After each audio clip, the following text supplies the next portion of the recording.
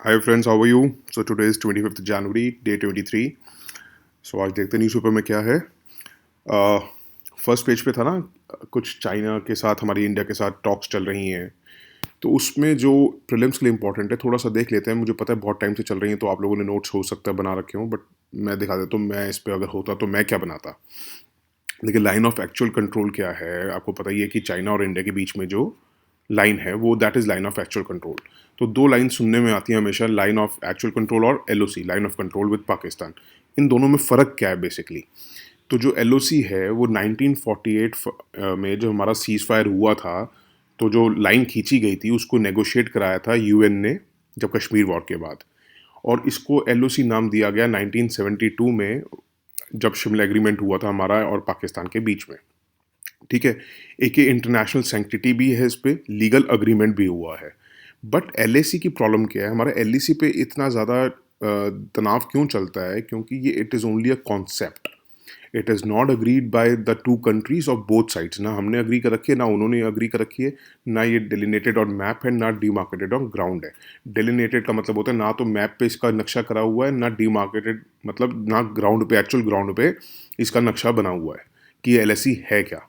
क्योंकि इंडिया सोचता है कि 3488 किलोमीटर लॉन्ग है, और इंडिया चाइना कहता है सिर्फ 2000 किलोमीटर लंबी है एलएसी।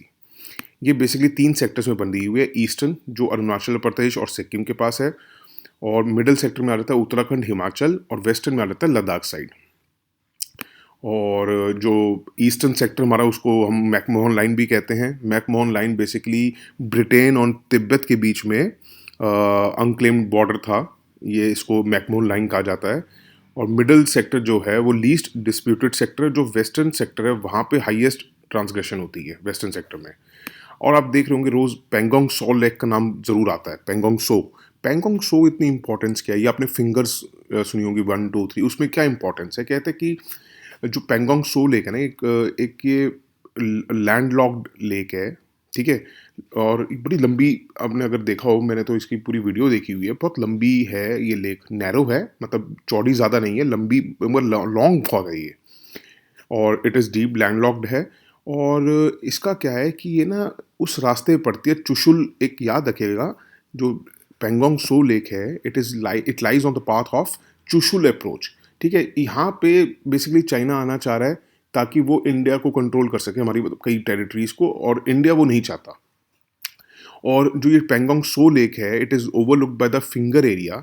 मतलब बेसिकली क्या है कि अगर सपोज करिए आप एक टेबल पे बैठे हैं और उस पर आप एक प्लेट रख दीजिए। ठीक है।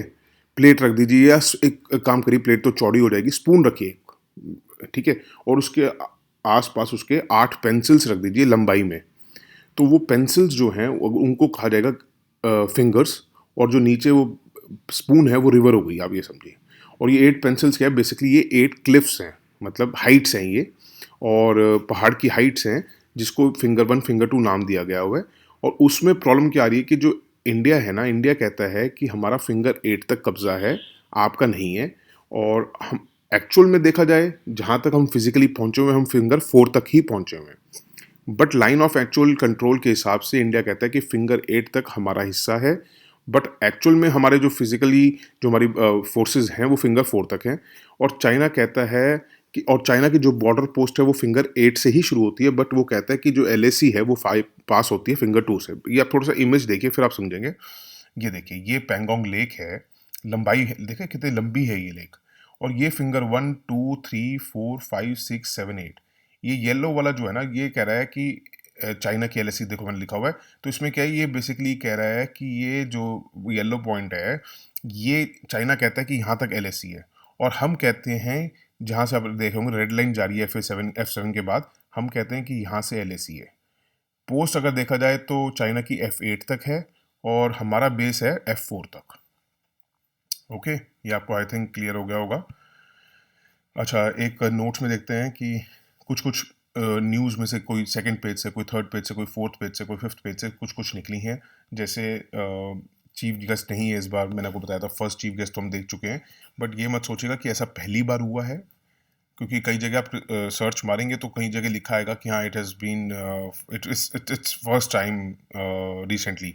तो ऐसा नहीं है, 1952, 53, 66 में भी ऐसा हो चुका है जब चीफ गेस्ट नहीं आए हमारे यहाँ। और अर्नब गोस्वामी और इनका बहुत चल रहा है, तो आर्टिकल कभी कोई ना कोई एडिटोरियल पे आर्टिकल आता रहता है। That wasn't so important, but मुझे एडिटोरियल में जो एक आर्टिकल में से एक चीज़ अच्छी लगी कि they are 4 bodies in India for media regulation. तो ये थोड़ा सा ना कई बार इन पे जो मीडिया के ऊपर चल रहा है तो कुछ भी क्वेश्चन बन सकता है, तो हम कैसे करेंगे, ऐसे ही निकालेंगे डेली न्यूज़ से क्या क्या निकल सकता है। जैसे एक तो प्रेस काउंसिल ऑफ इंडिया, ये आपको याद रखना ज़रूरी है, क्योंकि press council of India through an act of parliament बना है। एक्ट ऑफ पार्लियामेंट में आपको सारा समझाया था पहले भी कि अगर एक्ट ऑफ पार्लियामेंट से बना है that means it is a statutory body, ठीक है ना। और ये हेड कौन करता है, फॉर्मर सुप्रीम कोर्ट जज। Its mandate is to preserve the freedom of the press, ठीक है, और मेंटेन रहे स्टैंडर्ड न्यूज़पेपर्स का भी, न्यूज़ एजेंसीज का भी, ठीक है। दूसरी है न्यूज़ ब्रॉडकास्टिंग स्टैंडर्ड अथॉरिटी, वो किया गया है, क्रिएट किया न्यूज़ ब्रॉडकास्ट एसोसिएशन ने। ये इंडस्ट्री बॉडी, ये गवर्नमेंट बॉडी नहीं है। इन्हीं की एक ऐसी तीसरी बॉडी है broadcasting content complaints council, to deal with complaints against entertainment और जनरल टेलीविजन प्रोग्राम्स। आपने देखा होगा कि जब भी आप कोई सीरियल देखने कुछ आ रहा है तो उसमें कई बार बीच बीच में नोटिफिकेशन आते थे, कोई भी अगर कंप्लेंट है तो रिगार्डिंग इसके ब्रॉडकास्टिंग बीसीसीसी को लेटर लिखे।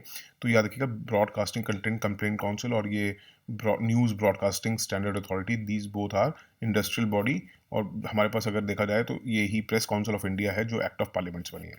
और ये गोस्वामी जी ने अपनी ये NBA न्यूज़ ब्रॉडकास्टर एसोसिएशन से निकले थे और अपना निकाब बना लिया था न्यूज़ ब्रॉडकास्टर्स फेडरेशन। तो ये बेसिकली एक नई आई है, एक वो आजकल आपने पढ़ा होगा, ये कल 2 दिन से न्यूज़ में भी आ रहा है और न्यूज़पेपर में भी आया आज। ये आजकल ये 2G टेक्नोलॉजी, टर्की का वो एक ऐप यूज़ कर रहे हैं ये जो पाकिस्तान से मिलिटेंट्स आ रहे हैं। तो उसका फ़ायदा क्या है, एक तो वो 2G टेक्नोलॉजी पे चल जाता है। दूसरा उसका क्या है कि जितनी भी एन्क्रिप्शन एंड डिक्रिप्शन है ना, happen directly on the devices. मतलब जितनी भी एन्क्रिप्ट की जाएगी, खोली जाएगी, या आप ये देखिए एन्क्रिप्शन डिक्रिप्शन का मतलब चिट्ठी खोलना और चिट्ठी बंद करना, और उस चिट्ठी को समझना, याद रखिएगा। तो इससे क्या है, थर्ड पार्टी की इंटरवेंशन बिल्कुल ख़त्म हो जाती है। और एक ये ऐप ना एन्क्रिप्शन एल्गोरिदम यूज़ करती है RSA 2048, ठीक है। सबसे मोस्ट सिक्योर्ड प्लेटफॉर्म माना जाता है इसको, ये RSA 2048। मगर ये टर्की का नहीं है, ये अमेरिकन नेटवर्क सिक्योरिटी का कंपनी है जो 1982 में फाउंड हुई थी। एक और सागरमाला को लेके था एडिटोरियल पे ही कि सी से हमें क्या क्या मिल सकता है और क्या क्या कर सकते हैं। तो प्रीलिम्स के पर्पस के लिए जो निकल सकता था वो ये है कि जो सागरमाला प्रोजेक्ट थोड़ा सा पढ़ लीजिए, स्ट्रिंग ऑफ पोर्ट्स बनाने हैं इंडिया की, जो हमारी कोस्ट लाइन है 7500 किलोमीटर की।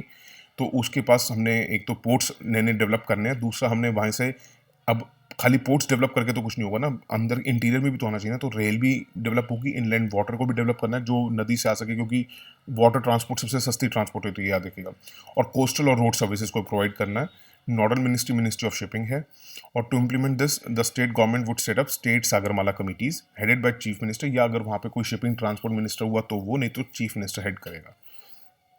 और उसके बाद आज ये एडिटोरियल पे था ट्रम्प को लेके, थोड़ा सा ना ये मेंस वाले थोड़ा सा पढ़ लीजिएगा, थोड़े से अच्छे अच्छे पॉइंट्स हैं इसमें। बट प्रीलिम्स वालों के लिए बताऊँ मैं क्या है कि देखिए, अगर कोई क्वेश्चन आता है joint comprehensive plan of action को लेके, तो ये बेसिकली याद रखिएगा किस किस के बीच में हुआ था। ये यूएन के हम P5 मेंबर्स याद कर चुके हैं, आपको बताने की दोबारा ज़रूरत नहीं है। यूएन के परमानेंट 5 मेंबर्स प्लस जर्मनी और यूरोपियन यूनियन, ये एक तरफ थे, और उनका ईरान के साथ अग्रीमेंट हुआ था जिसमें उन्होंने कहा था कि उसमें फिर उस पर ईरान के ऑयल पे सैंक्शंस लगाई थी कि आप ईरान वो नहीं कर सकते, ये नहीं कर सकते। तो ट्रम्प ने, एडमिनिस्ट्रेशन ने इसके ऊपर से अपने को विड्रॉ कर लिया था, क्योंकि अब ये बिडेन आया तो उस पर हो रहा है कि क्या क्या काम वो उसके रिवर्स करेगा, क्या नहीं करेगा। उसने रिवर्स क्यों कर लिया था, क्योंकि उसने कहा था कि 15 साल का जो इसके ऊपर आपने वो लगाया है पीरियड कि यूरेनियम को एनरिच नहीं कर सकता, ये हमेशा के लिए होना चाहिए। और इसके अंदर ईरान ब्लास्टिक मिसाइल प्रोग्राम को भी मोरेटोरियम इम्पोज होना चाहिए। ये सब नहीं माना गया तो यूएस ने विड्रॉ कर लिया था। बट वो चाहते हैं कि यूएस दोबारा आए, और बेसिकली वो यूएस अब क्यों चाहेगा, अब वो कह रहे हैं कि क्यों। एक तो सबसे पहले आप तो पहले प्रीलिम्स वाले ये याद रखिएगा, joint comprehensive plan of action की पार्टीज कौन कौन सी हैं, ये मेन इंपॉर्टेंट है। ये इसमें से नोट्स बन जाएंगे आपके, ठीक है। और मेंस वालों के लिए क्या ज़रूरी है कि थोड़ा सा ये देखिए कि the US sees a return to the JCPOA as the first step towards Iran missile programme, ताकि ईरान का जो मिसाइल का प्रोग्राम है, क्योंकि इसने बड़ा आम कर लिया अपने आप को, वो रोक दिया जाए। और वो नहीं चाहता कि आपको मैंने पहले भी लेक्चर्स में बताया, ईरान का क्या है, बेसिकली दुश्मन है सऊदी और इसराइल के साथ, और सऊदी और इसराइल हैं यूएस के एली। और ईरान क्या है, येमन में जितनी भी टेंशन चल रही हैं या जो कतर के साथ हुआ, ईरान उनको सपोर्ट करता है, सीरिया को सपोर्ट करता है। बेसिकली शिया देश है ईरान, तो और ये सारी जो लड़ाई हो रही है शिया और सुन्नी की हो रही है।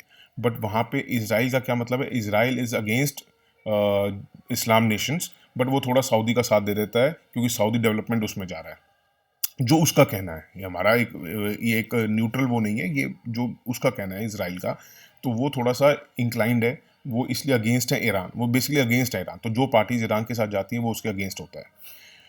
तो ईरान कहता है कि भैया यूएस को वो बुलाना चाह रहे हैं, यूएस भी अब आना चाहेगा क्योंकि ताकि ईरान की मिसाइल प्रोग्राम को रोका जाए और उसकी जो इसराइल और सऊदी अरब के साथ वो एलीज चल रही हैं, जो उसके रीजनल एम्बिशन है, उनको कम किया जाए। तो और ईरान चाह रहा है कि यार, ईरान क्या सोचता है कि JCPOA जो है वो सिर्फ न्यूक्लियर से रिलेटेड है, ईरान के न्यूक्लियर प्रोग्राम से, उसका कोई मतलब नहीं है कि हम रीजनली क्या करें, क्या सोचें, वो उससे लिए हम इंडिपेंडेंट हैं और हमारे मिसाइल प्रोग्राम भी इससे रिलेटेड नहीं है। ये सिर्फ मेंस वालों के लिए मैंने थोड़ा सा पॉइंट बताया है कि कैसे इसको तैयार करना है, बट सिर्फ जो अपने प्रीलिम्स वाले हैं उनको ये याद रखना है JCPOA ये एक्शन मतलब ये किसके बीच में हुआ था, किस क्या है क्या नहीं, क्योंकि यूएस ने विड्रॉ कर लिया था, अब नए इलेक्शंस हुए हैं, तो कुछ कुछ पॉइंट्स जो इसके, जैसे मैंने आपको पेरिस क्लाइमेट का बताया, WHO को बता दिया, तो ये याद रखेगा इसका JCPOA का भी, कि यूएन सिक्योरिटी काउंसिल के 5 members plus Germany plus European union कम वो एग्रीमेंट है विद ईरान। ठीक है, ये याद रखेगा बस आप अच्छी तरह। और थोड़ा सा मैंने ओवरव्यू इसलिए दे दिया, मैंने कहा ताकि आपको समझ आ रहा है ये है क्या चीज़ JCPOA, ताकि याद रहे। और दूसरा एक एडिटोरियल पे था एग्रीकल्चर को लेके, एग्री क्रेडिट वगैरह का लेके, तो ये थोड़ा सा कई बार 4-5 पॉइंट्स पूछ लिए जाते हैं डेटाबेस को लेके, थोड़ा सा आप पढ़ लीजिए कि कहते हैं इन द लास्ट 10 ईयर्स, कई बार स्टेटमेंट आ रही थी ना कि GDP को देख के आपको मैंने बताया था जैसे आई थी, तो ऐसे in the last 10 years agriculture credit तो इंक्रीज हुआ है 500%, बट वो कहते हैं कि जो स्मॉल एंड मार्जिनल फार्मर्स हैं उनके 20% तक भी पहुंच नहीं पाए, चाहे 500% इंक्रीज हो गया है। कहते हैं इंक्रीज होने के बावजूद आज भी 95%, 95% जो ट्रैक्टर और एग्रीकल्चर के इक्विपमेंट्स लिए जाते हैं वो NBFC से फाइनेंस होते हैं, जो 18% रेट चार्ज इंटरेस्ट लेते हैं। और कहते हैं कि अगर आप सब्सिडाइज जो लोन होता है जो 4 to 7% रेट में मिलता है, कहते हैं उसमें अगर आप लोएस्ट लैंड होल्डिंग मतलब स्मॉल एंड मार्जिनल फार्मर्स उनको कहा जाता है जिनके पास 2 हेक्टेयर्स मतलब 4 एकड़ तक की ज़मीन हो, तो कहते हैं कि उनको जब सिर्फ 15% हिस्सा है सब्सिडाइज जो लोन दिए जाते हैं उसमें सिर्फ 15% है जो स्मॉल एंड मार्जिनल फार्मर्स तक पहुंचते हैं। 79% हाउस होल्ड्स तो वो हैं जो हाईएस्ट, जो बड़े बड़े ज़मींदार हैं या जो एग्री बिजनेसेस करते हैं। कहते हैं कि 86%, 86% अगर टोटल होल्डिंग्स देखी जाए तो उसमें 86% जो हैं small and marginal land holdings हैं, फार्मर्स हैं। मतलब 100 अगर फार्मर्स हैं तो उसमें से 86 फार्मर्स वो हैं जो छोटे छोटे फार्मर्स हैं। कहते हैं कि अगर देखा जाए तो bulk of subsidised agri credit जो है बिग फार्मर्स या एग्री बिजनेस कंपनीज को दे दी जाता है, जैसे मैंने आपको पहले बताया। RBI का एक रूलिंग भी है कि जो नेट बैंक क्रेडिट है, जो हम अगर इकोनॉमिक स्टार्ट की उसमें पढ़ेंगे कि प्रायोरिटी सेक्टर लैंडिंग क्या होता है, तो उसमें से कहते हैं जो 18% एग्रीकल्चर सेक्टर के लिए उन्होंने फिक्स किया हुआ है, उसमें भी कह रखा है कि 8% जो है स्मॉल एंड मार्जिनल फार्मर्स को जाना चाहिए, और वो नहीं जा रहा है, उसके अंदर फिर भी ब्रीच हो रही है लिमिट। कहते हैं कि 53%, ये तो मैंने सिर्फ एक एग्जांपल के तौर पे आपको बताने के लिए, लिखने की जरूरत नहीं है, कि नाबार्ड ने जो महाराष्ट्र को दिया था, तो वो वहाँ पे कहते हैं जिस एरिया में 53% क्रेडिट दिया गया वहाँ पे कोई एग्रीकल्चरिस्ट है ही नहीं, सिर्फ एग्री बिजनेसेस होते हैं। और उसका सबसे बड़ा खामियाजा क्या होता है कि जो ये लोग 4 to 7% रेट ऑफ इंटरेस्ट से ले लेते हैं सब्सिडाइज लोन, ये आगे स्मॉल फार्मर्स को ओपन मार्केट में 36% ब्याज के दर पे देते हैं। आप ये सोचिए कि 4% पे लिया हुआ ब्याज 36% ब्याज पे दिया जाता है, तो फार्मर्स की क्या हालत रहती होगी। तो थोड़े से जो आप मेंस देंगे, या मेंस आगे की बात बता रहा हूँ, कि इस वाले आर्टिकल को ना थोड़ा सा अच्छी तरह पढ़ लीजिएगा। प्रीलिम्स वालों के लिए जो हो सकता था मैंने बता दिया, कि जो statements prelims point of view से आ सकती हैं डेफिनेटली। फिर एक सुंदरबंस को लेके था, तो थोड़ा सा देख लीजिए, India Sundarbans which is part of the largest mangrove forest. आप कहेंगे पार्ट कैसे है, आपके दिमाग में तो ये ना कि सुंदरबन तो लार्जेस्ट मैंग्रोव है, तो याद रखिएगा सुंदरबंस लार्जेस्ट मैंग्रोव है, उसका अगर 10,000 स्क्वायर किलोमीटर के हिसाब से एरिया है, तो इसमें लिखा हुआ है इंडियन सुंदरबंस, क्योंकि इंडियन सुंदरबंस का इंडिया का हिस्सा जो है 4-5 हज़ार किलोमीटर ही है, स्क्वायर किलोमीटर, तो ये इसलिए लिखा गया part of the largest mangrove forest. तो कभी इंडियन सुंदरबंस लिखा तो Indian Sundarbans is not the largest mangrove, Sundarbans mangrove is the largest, but India का जो उसमें हिस्सा है, बाकी हिस्सा बांग्लादेश का है। देखिए हाँ लिखा है Indian Sundarbans covers 4200 square kilometre. उसके अंदर क्या क्या है, सुंदरबन का टाइगर रिजर्व भी है, यही याद रखिएगा, वर्ल्ड की हेरिटेज साइट भी है, रामसर साइट भी। कई बार ना 4 ऑप्शन दे देते हैं और उसमें पूछते हैं कि ऐसी कौन सी जगह बताओ जिसमें जो रामसर साइट भी है, वेटलैंड साइट भी है, ये भी है। रामसर साइट हम ऑलरेडी डिस्कस कर चुके हैं क्या होता है क्या नहीं होता। फिर ये पूछ लेते हैं ये हेरिटेज साइट भी है, 3-4 ऑप्शन दे के पूछ लेंगे तो बड़ा ही इंपॉर्टेंट है। कहते हैं कि इंडिया में जो 1300 स्पीशीज बर्ड की मिलती हैं, 428 उसमें से स्पीशीज यहाँ, मतलब ये नहीं है कि 1300 टोटल पक्षी हैं, 1300 टाइप की प्रजातियाँ हैं। होंगे तो कितनी, 1300 टाइप की प्रजातियाँ, तो उसमें से 428 टाइप की प्रजातियाँ तो सुंदरबन में मिलती है। मतलब ये स्टेटमेंट याद रखना, इसमें से ये नंबर चाहे याद ना रहे कि 3 में से 1 प्रजाति जो है वो इस यूनिक इकोसिस्टम में मिलती है। ये इंपॉर्टेंट है। कई बार जब 3-4 ऑप्शंस आते हैं ना लाइन में, तब आप, अभी तो आपको बहुत छोटी लग रही होगी बात, आप हम भी कई बार जब स्टार्टिंग दी थी नोट नहीं करते थे, जब हम पेपर देने जाते थे तब याद आता था कि ये चीज़ें सही में पूछ लेते हैं कि 3 प्रजातियों में से 1 प्रजाति तो वहाँ मिलती है। अच्छा, 125th एनिवर्सरी आ रही है सलीम अली जी की, याद रखिएगा बर्डमैन ऑफ इंडिया थे सलीम अली, ठीक है। कोई ये जो सेंटिनरी सेलिब्रेशंस होती हैं या हाफ ईयरली थोड़ी इंपॉर्टेंट हो जाती हैं। इतने पक्षी क्यों आते हैं यहाँ पे आप सोचेंगे, एक तो मड फ्लैट्स हैं, लो टाइड्स की वजह से। लो टाइड्स मतलब जो ज़्यादा ऊंची ना हो, ज़्यादा ऊंची होंगी तो वो तो फिर ज़मीन ही खत्म कर देगी वहाँ की, लो टाइड्स की वजह से। और माइक्रो ऑर्गेनिजम्स डिपॉजिट हो जाते हैं फिर उस पर, थोड़ी बहुत जो टाइड्स आती हैं, तो इसलिए वहाँ पे माइग्रेटरी बर्ड्स के लिए फीडिंग ग्राउंड अच्छा बन जाता है, इसलिए यहाँ पे आके वो रुकते हैं। थोड़ा सा आप सुंदरबन का मैंने मैप है, तो आप ये वैसे मैंने गूगल से डाउनलोड किया, देख सकते हैं इंडिया में कहाँ कहाँ है। इसको पॉज करके आप बाद में ना, आपको याद हो जाता है मैप के समय ना, मैप देख के ना आदमी को easily he can recall at the time of paper. तो थोड़ा सा आप ये देख लीजिएगा। उसके बाद एक रिमोट वोटिंग की बात हो रही थी। रिमोट वोटिंग क्या होती है कि आपने देखा होगा माइग्रेटरी जो लोग हैं, माइग्रेशन मतलब इमिग्रेंट्स जो होते हैं, या जो लोकल पॉपुलेशन आपने देखा होगा जो वर्कर्स की, जो सपोज करिए रहते हैं प्लेस ए पे और नौकरी करते हैं प्लेस बी पे, तो उनको बहुत दूर जाना पड़ेगा सब वो देने। तो वो चाह रहे थे कि वो प्लेस बी से ही वोटिंग कर सकें, अपनी भेज सकें, ताकि उनको वोट ए पे आना ना पड़े प्लेस ए पे, क्योंकि बहुत खर्चा होता है और फिर उनको अपनी नौकरी से छुट्टी वगैरह लेनी पड़ती है। तो क्योंकि माइग्रेंट वर्कर्स जितने भी हैं वो miss out on voting as they can not afford going home during elections to exercise their franchise, should be allowed to vote for the constituency from the city they are working in. समझ गए आप। और इसमें इनको क्या लग रहा है, रिमोट वोटिंग का मतलब ये है, ये याद रखेगा। इसमें आजकल ये पोटेंशियल यूज समझ रहे हैं कि ब्लॉकचेन टेक्नोलॉजी हमें काम आ सकती है रिमोट वोटिंग में, ठीक है। तो रिमोट वोटिंग से हमारी जोग्राफिकल हर्डल्स दूर हो जाएगी। याद रखिएगा, अगर ऑप्शंस में आता है रिमोट वोटिंग एडवांटेजेस, तो हमारी जोग्राफिकल हर्डल्स दूर होंगी, यस दूर होंगी। ब्लॉकचेन टेक्नोलॉजी से क्या होगा, ब्लॉकचेन में क्या है बेसिकली, डेटाबेस जो रखा जाता है, रिकॉर्डिंग्स जो रखी जाती है ना, वो एक साथ कई कंप्यूटर्स पे आ जाती हैं। और उससे क्या है कि अगर आप कहीं भी एक जगह एडिट कर रहे हैं तो वो हर जगह एडिट हो जाएगी। याद रखिएगा, अगर एक जगह आपने कंफर्म कर दिया तो हर जगह कंफर्म हो जाएगी। समझ रहे हैं आप। सपोज करिए आपने अगर जाके वोट हमने दे दिया, तो वो वोटर के पास भी पहुंच जाएगा उसका एक्सेप्टेंस, इलेक्ट्रॉल जहाँ पे ऑफ कॉन्स्टिट्यूंसी होगी वहाँ भी पहुँच जाएगा, हर जगह पहुँच जाएगा, एक साथ ही अपडेट हो जाएगा। तो ये है। तो पहले एक तो ब्लॉकचेन का याद रखिएगा, ये सबसे ज़्यादा तो क्रिप्टो करेंसी में यूज़ होता है, जैसे बिटकॉइंस वगैरह में ट्रांजेक्शन्स में भी इसी को यूज़ किया जाता है। और आपको अगर याद करना है तो आंध्र प्रदेश और तेलंगाना में भी, ये मेंस वालों के लिए पॉइंट है कि आंध्र प्रदेश तेलंगाना में भी ब्लॉकचेन टेक्नोलॉजी इन्होंने यूज़ करनी शुरू की थी लैंड रिकॉर्ड्स के लिए। थोड़ा सा मेंस का भी मैंने कहा साथ साथ फोटो दे दूँ। और so that's it for today. Thank you so much for listening to me. और कल मैं देख रहा था बड़े अच्छे किसी ने, एक ने तो कहा है कि अब मैं द्रोणाचार्य हूँ, तो thank you so much for calling Dronacharya, but आप भी पांडव बनिएगा। हाँ, उन्होंने सिखाया तो पांडवों कौरवों को दोनों को था, बट आप भी पांडव बनेगा मैं चाहूँगा। और बस पांडवों ने जैसे अपने गुरु का कत्ल किया था, तो मेरा वध ना कर देना आप। बाकी ख्याल रखिए अपना। Thank you so much for listening. Take care, bye, thank you.